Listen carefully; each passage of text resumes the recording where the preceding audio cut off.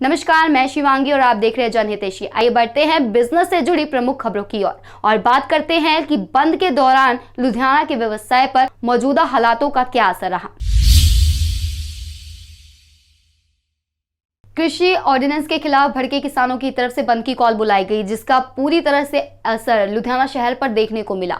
जगह जगह पर दुकानें खुली रही तो कई जगह पर दुकानें बंद रही। यूं कह सकते हैं हम कि 50% दुकानें बंद रही तो 50% खुली रही, जिसके कारण व्यावसायिक रूप से भी ग्राहक ना होने के कारण व्यावसायिक रूप से शॉपकीपर्स को, व्यापारियों को काफी दिक्कतों का सामना करना पड़ा।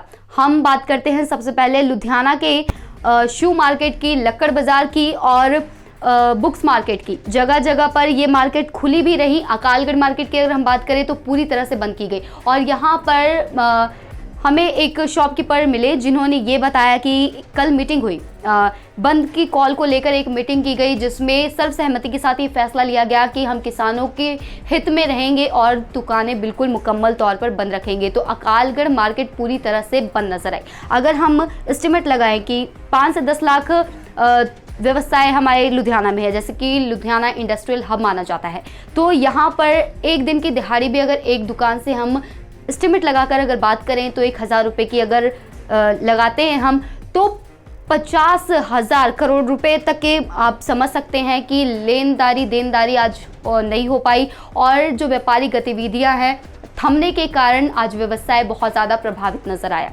कहीं ना कहीं ये भी हम कह सकते हैं कि इस एक दिन के बंद के कारण व्यवसायिक रूप पर बहुत ज़्यादा घाटा भी पड़ा है। सबसे पहले हम बात करेंगे यहाँ पर शू मार्केट की। शू मार्केट में कई दुकानें खुली रही तो कई दुकानें बंद नजर आईं। तो दुकानें जो खुली नजर आईं उनमें यही व्यापारियों की तरफ से बातचीत की गई कि दुकानें तो सुबह से खुली है लेकिन ग्राहक ना होने की वजह से उन्हें नुकसान झेलना पड़ा। वहीं लक्कड़ बाजार की अगर मैं बात करूँ तो लक्कड़ बाजार में कोई असर खास देखने को नहीं मिला, बंद का कोई असर नहीं नजर आया। कई जगह पर यह भी देखने को मिला कि दुकानें मुकम्मल तौर पर बंद कर दी गई थी। दुकानदारों से ये सवाल भी पूछा गया कि दुकानें आपने बंद क्यों की हैं, तो कई दुकानदारों की तरफ से ये जवाब मिला हमें कि किसानों के हक में, किसान भाईचारों के हक में हमने सर्वसहमति से ये फैसला लेके दुकानें बंद की हैं। तो इन सभी के बावजूद, बंद की कॉल के बावजूद, आज अगर आर्थिक व्यावसायिक रूप से अगर हम बात करें तो व्यापारिक गतिविधियां थमने के कारण भारी नुकसान का सामना भी करना पड़ा। तो पूरी ओपन नहीं है, सो पूरा क्लोज्ड है, सारा दिन क्लोज्ड है।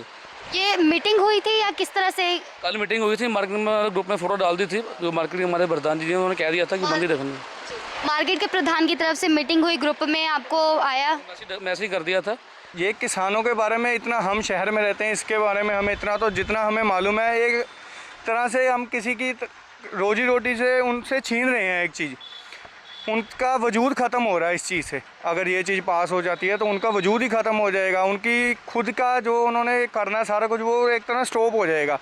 ਜਿਹੜੇ ਸਾਨੂੰ ਦਿਨ ਰਾਤ ਕੁੱਤੇ ਦੀ ਮੌਤ ਮਰ ਕੇ ਸਾਨੂੰ ਰੋਟੀ ਪੈਦਾ ਕਰਕੇ ਦਿੰਦੇ ਨੇ, ਅੱਜ ਅਸੀਂ ਉਹਨਾਂ ਦਾ ਸਾਥ ਨਹੀਂ ਦਾਂਗੇ, आपे भी भूखे मरनगे फिर। हाँ, वही बीच बीच में दुकानें बंद इसलिए हैं कि कुछ लोग कहते हैं कि बंद होगा, कुछ लोग कहेगा नहीं बंद होगा, भ्रम में बंद है ये दुकानें। वैसे भी बाजार मंदा है, आदमी सोचता है चलो एक दिन बंद कर दो। इन लोगों ने बंद किया हुआ है ये समझ के किसानों को समर्थन देने के लिए, भाईचारे के तौर पे बंद किया है, और जिन्होंने दुकान खोली उनके बारे में क्या कहना है? वैसे तो सबको साथ ही चलना चाहिए, सबको साथ चलना चाहिए। हाँ, तो किसान की भी सुननी चाहिए। आज के लिए बस इतना ही। लेटेस्ट अपडेट के लिए आप जुड़े रहे जनहितैषी के साथ।